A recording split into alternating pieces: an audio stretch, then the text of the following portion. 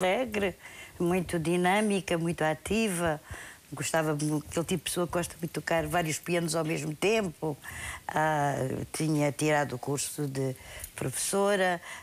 E gostava muito da sua profissão? Sim, mas antes tinha gostado de outra profissão. Queria ser jornalista, mas depois proporcionou-se, como casei cedo, ser professora, tirei o curso de professora. Portanto, era uma pessoa muito dinâmica. Eu participava em tudo o que era possível. Aliás, em jovem também participei em tudo.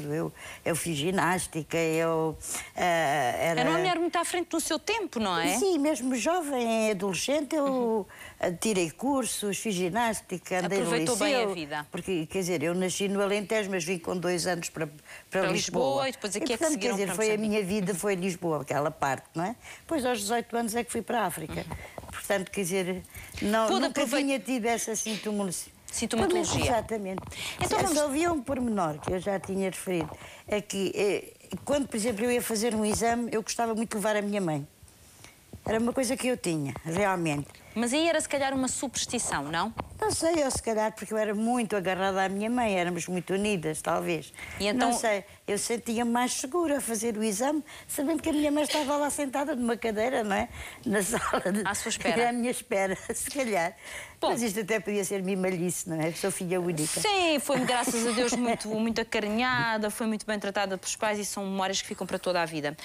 Há depois este episódio traumático que a Edith conta ali na reportagem, que é quando está então na praia, sentada na esplanada com a sua mãe, a olhar para as suas filhas, que estão à beira da água, não é? E que nós achamos sempre que eles não vão sair dali, e estamos sempre de olho, mas às vezes basta coçarmos um olho, coçamos um olho assim e olhamos, já lá não estão. Exatamente. E foi isto que aconteceu em rigor. Exatamente. As meninas foram o quê? Eu estava na esplanada. Eu estava na esplanada, elas já me tinham dito, não é? Portanto, eu tenho 2 filhas, neste momento são 2 senhoras, não é?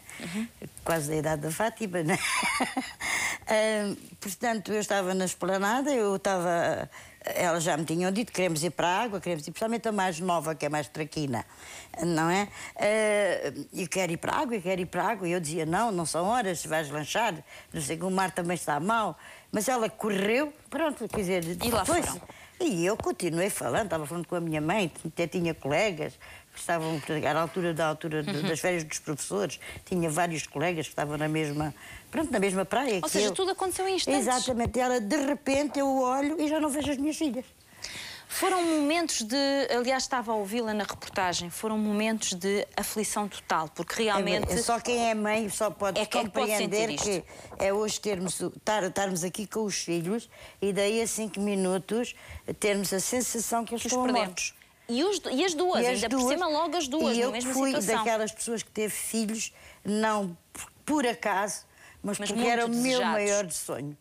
E ainda hoje, portanto, além dos meus netos, não é? Claro. Elas agora já estão em segundo plano. Ora, os netos já passaram para a dianteira. Exatamente. Felizmente, Edith, apesar do enorme susto que a senhora apanhou, graças a Deus as suas filhas salvaram-se, criaram-se, estão bem de saúde, 2 mulheres fantásticas, tudo bem. Bonitas. Agora, o que a Edith se calhar não imaginava é que algum tempo depois este episódio tivesse reflexos tão graves na sua saúde. Sim. Então, quanto tempo depois é que começaram os primeiros sintomas? Isso aí talvez 2 anos depois. 2 anos? 2 anos, mais ou menos, quer dizer, agora não posso precisar. Sim, não interessa. Já vai um largo tempo, mas mais ou menos... 2 anos. Quer dizer, logo a seguir ao episódio eu comecei a ter vários problemas físicos, não é? Físicos, que não se tinha uma grande explicação. E, como, por exemplo, infecções urinárias em que se curavam, por exemplo, com diazepam. Não é? Não tem explicação nenhuma. Infecções urinárias se curam com um ansiolítico, não é? Pois. Pronto, um calmante. E depois, claro, que veio aquele episódio em que eu tive, que realmente era o início de um ataque de pânico, ou era um ataque de pânico, mas que naquela altura, estamos, portanto, à distância de 30 anos, não se percebia o que era. Claro. E, portanto, eu passei por tudo o que é possível. Muito sozinha, não é, Edith? Porque, na verdade, ninguém compreendia, ninguém sabia o que era. Nem sequer a minha família. Exatamente. Só havia alguém que me acompanhava, realmente. Porque também não compreendia, coitadinha, mas ela, pronto, talvez por amizade para comigo, era a minha filha mais velha. Está aqui a Catarina, Exato, não é? Está aqui, é a Catarina. E, portanto, era a que me acompanhava, mas ela também não percebia, só sabia que a mãe de vez em quando lhe dava aquelas coisas, não é? Traduza lá o que é o dava aquelas coisas. O dar aquelas coisas é exatamente isso. É o que as pessoas dizem. É o que as pessoas dizem. Exatamente. Agora, o dar aquelas coisas é nós termos, resumidamente, a sensação de morte iminente. Ou seja, eu vou morrer. Mas isso... Mas aquilo é como se a Fátima, portanto, saísse aqui, não é? E de repente lhe caísse um raio e a fulminasse. Mas deixa ver se eu consigo ajudar aqui e Edith me explica isto um bocadinho mais. Ou seja... Eu estou tentando ser... Sim. Os sintomas físicos, o que é que sentia? Tonturas, desmaios, dá palpitações horríveis, portanto... Incontroláveis, vamos dizer. Incontroláveis, tipo quase uma arritmia. Há pessoas até que têm cistos e arritmias. Portanto, uma hiperventilação. Começamos a sentir que não vemos, portanto, parece que há ficamos com os olhos enublados. Portanto, quer dizer, eu sei lá... Sensação de desmaio também? Sensação de desmaio, eu já cheguei a desmaiar algumas vezes. A sensação que vamos ficar ali, quer dizer, eu nem sei explicar porque nunca tive um ataque cardíaco, graças a Deus, mas a sensação deve ser essa, ou seja, que principalmente a questão da ventilação, parece que nos falta o ar, que estamos sufocados, que alguém nos está a sufocar, não é? E portanto, quer dizer, já não sabemos, quer dizer, depois começamos a perder a consciência.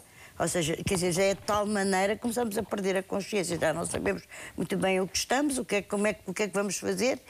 Olha, e há aqui um outro aspecto que eu gostava que a Edith também nos explicasse, porque estas informações são importantes. Estes tais ataques de pânico aconteciam sempre nas mesmas circunstâncias ou ia variando? Era sempre, por exemplo, agora estou, enfim, no campo das hipóteses, era sempre, por exemplo, que ia pôr as filhas à escola? Ou era sempre, por exemplo, que se encontrava num determinado local? Ou ia variando? Variava. Não era eu sempre cheguei a ter ataques de pânico várias vezes por dia. Vários ataques de pânico por dia. É verdade. O que devia ser extenuante, calculo. Quer dizer, eu durante aqueles 15 anos, até ser detectada a doença, eu pude, não é assim, ter ataques de pânico e às vezes até podia ter 2 ou 3 por dia, como podia levar uma semana sem ter nenhum. Só que eu não sabia o que tinha.